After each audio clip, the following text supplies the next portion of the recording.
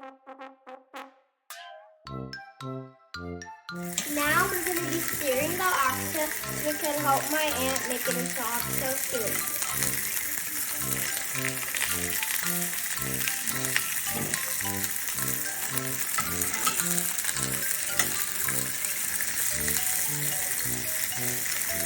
We're going to be cutting some vegetables so we could add into the oxtail soup. First, we're going to start with the carrots.